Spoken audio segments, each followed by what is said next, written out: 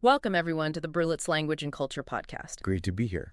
Now, for all of you dedicated, serious learners listening, our mission is really clear. We want to help you achieve confidence, yes, but also that real, authentic fluency in a new language. And that's key, isn't it? Because at Berlitz, we really understand that becoming truly fluent, it goes way beyond just memorizing words or grammar. Exactly. It's also about that crucial cultural training, understanding the little nuances that make a language, come alive. Yeah. Think of it maybe like learning a complex instrument. Yeah. Mastering a language is this hugely rewarding challenge. That's a great way to put it. Each skill opens up expression.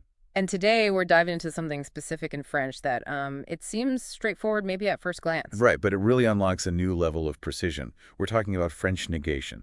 The world of saying no in French. Exactly. And it's often tricky, but honestly, it's essential if you want to sound, well, more like a native speaker. It's not just about saying no, it's about how you say no. Okay, let's unpack this then. Where do we start? The basics. The basics, the foundation. It's what lots of learners call the linguistic sandwich. The linguistic sandwich, right. I've heard that. Yeah, and it's actually pretty intuitive once you see it. You've got two bits, no and pas. Okay. And they wrap around the verb. So no comes just before the verb, and pas comes right after. No, verb pas, like a sandwich. Precisely. It creates this really clear, unmistakable negative structure. That makes sense. And that sandwich idea really highlights how they work together, right? Embracing the verb. It does. And it's a fundamental difference from English, actually. How so? Well, in English, we often lean on helper verbs, auxiliary verbs like do or did for negation. We say, I do not want, or he did not go. Right. French, instead, it builds these negative markers, the ne and pas, directly around the main verb. So it's more integrated in a way. Yeah, exactly. It makes it very concise, very direct. And honestly, mastering just this basic structure, it immediately elevates your French. Makes you sound clearer, more natural. Definitely.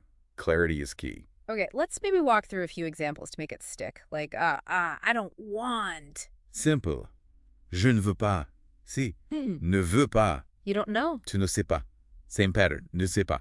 Got it. And, he doesn't eat. Il ne mange pas. And it works for groups, too, like we don't speak. Yep. Nous ne parlons pas. The structure holds firm. Even with different tenses. What about, they won't come? Future tense. Still works. Ils ne viendront pas.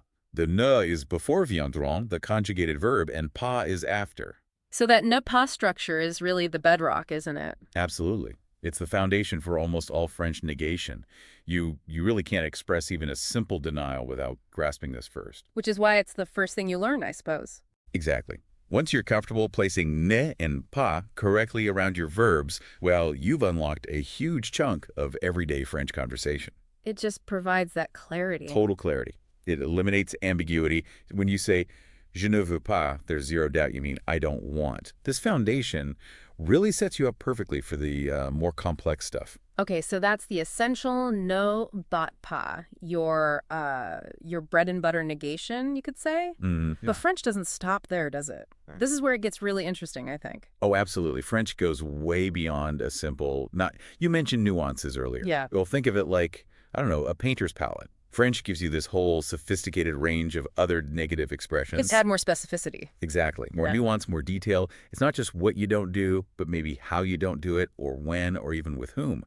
Allows you to complain like a true Frenchie, perhaps. Huh. Okay, so beyond no.pas, what other tools do we have in this negativity toolkit? Well, there are several really common and useful ones. Think of them as specialized negatives. First up, let's talk about ne jamais. Ne jamais. That means never, right? Exactly. Never. And it immediately adds this dimension of time, permanence even. So instead of just, I don't understand, which might just be right now. Right. You could say, je ne comprends jamais. I never understand. It communicates something much stronger, more enduring. Ah, I see. That's a big difference. Not just this moment, but like always. Precisely. Or think about habits. You might hear, tu ne vas jamais à la salle de sport. You never go to the gym. Ouch. Huh, maybe. Or, nous ne regardons jamais la télé. We never watch TV. It implies it's a consistent non-action, a standing rule almost. Adds a real sense of finality. Okay, ne jamais for never. What's next? Next, let's look at ne rien, R-I-E-N. Rien. That's nothing. Nothing, correct. Yeah. This one's super versatile for talking about the absence of a thing, an object, or sometimes an action, like je ne fais rien. I am doing nothing, or I do nothing. Right. It clearly states a complete lack of activity at that moment. So it sort of replaces the object of the verb with nothing. Seems quite direct. It is. Consider il ne dit rien. He says nothing. Maybe he's being quiet. Exactly. Or a phrase you might hear often, maybe with picky eaters, elle ne veut rien manger. She wants to eat nothing. So rien acts like the direct object there. No food desired. Precisely. It's all about the total absence of something specific. Okay, I can already see how these are much more specific than just ne dot pas. What if you want to say something's finished? Like, you used to do it, but not anymore. Perfect transition. For that, we have ne dot plus, P-L-U-S. Net, no longer, or not anymore. Exactly. This one is fantastic for indicating a change in status, stopping an action. Or maybe that something has run out, like, je ne travaille plus ici. I no longer work here. Very useful for explaining life changes. Incredibly useful. Or another common one, il ne joue plus au football. He no longer plays football, implying he used to, but stopped. Right. And maybe a slightly more positive example, if someone quit a bad habit. Ils ne fument plus. They no longer smoke. And to that, we can only say, bravo.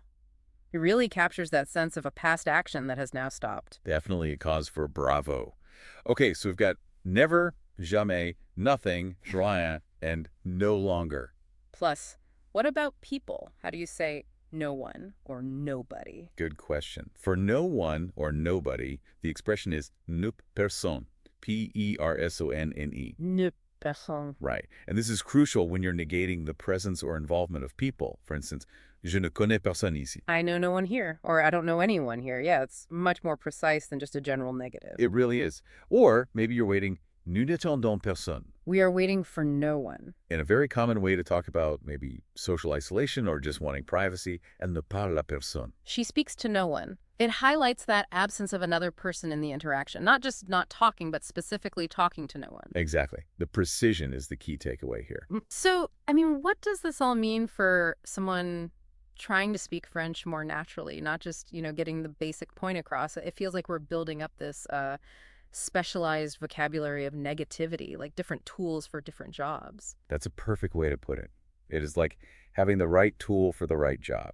Or, the perfect negative expression for the exact shade of meaning you want to convey. And there are more tools in the box. Oh, yes. We have a couple more really important ones that are just as specific and powerful. Okay, let's hear them. All right, let's look at ne.q, Q-U-E. No Q.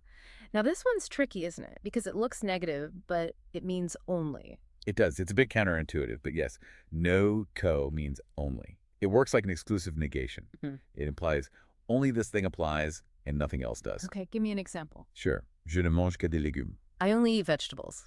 So it negates eating anything else. Precisely. It's fascinating, like you said, because it feels positive stating what is, but it's built using that negative structure. It limits the scope. Interesting. Another one. Il ne boit que de l'eau.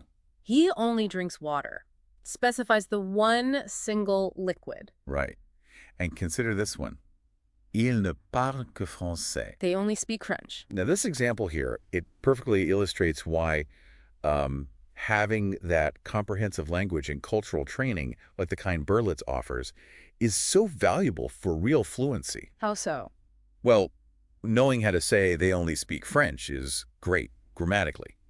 But understanding the cultural context, why someone might say that, how it's perceived by others, the situations where it's relevant, that's just as vital as the grammar itself. Ah, I see. It's not just the words, but the whole world around them. That speaks to the precision French demands, doesn't it? Both linguistically and culturally. It really does. Okay, one final major one for today. Right. Knows aucune, A-U-C-U-N, and sometimes with an E at the end. Aucun, or aucun. This means none or not any. Exactly, none or not any. And this expression is used with nouns.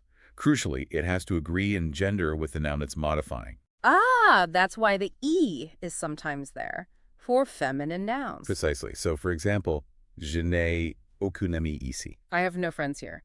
Ami is masculine, so it's aucun. Perfect. Now, if the noun was feminine, like chance, opportunity, or chance, It would be aucun. you got it. Il n'a aucune chance. Yeah.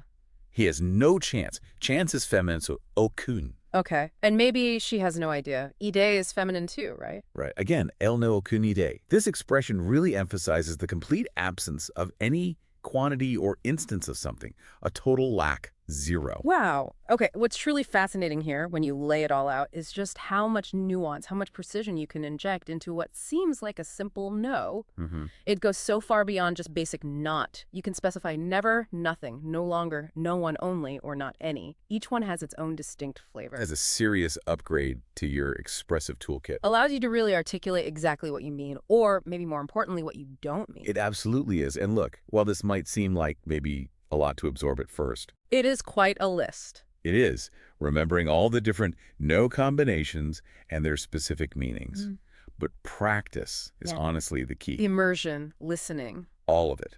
The more you immerse yourself in French conversation, listen to native speakers, and crucially, actively try to use these expressions yourself. They become more natural. They really do. It's like building muscle memory for these structures.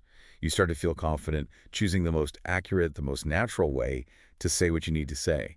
And that's really where fluency starts to kick in. So wrapping up then, we've journeyed through French negation today. We started with that essential linguistic sandwich of no popper, that's your foundation. That's the starting point. And then we explored the richer palette of specialized negatives. We hit no jamais for never. Ne dot okiem for nothing. No dot teston for no one. The interesting no dot q for only. And no dot aucune for none or not any. Each one adding, as you said, incredible precision and, well, beauty to the French language. They really do. And for you, the serious learner, building that true confidence and fluency, it means embracing these nuances, right? Not shying away from them. Absolutely. And that's exactly what Berlitz aims to help with, mastering the language and understanding those vital cultural insights that go hand in hand with it. Indeed. And maybe as you continue on your own language journey, here's a little thought to ponder. Okay. How might really understanding these specific, nuanced ways of saying no in French, how might that subtly change the way you think about expressing absence or limitation, even in your own native language? Huh. That's interesting. You might start looking for more precision everywhere. You might. It's amazing how learning another language can shift your perspective on language itself. So, we really encourage you to keep exploring language and culture. And if you're ready to take that next confident step towards real fluency and cultural insight, well, consider Berlitz for your journey. Absolutely. Well, thank you for joining us today on the Berlitz Language and Culture Podcast. My pleasure.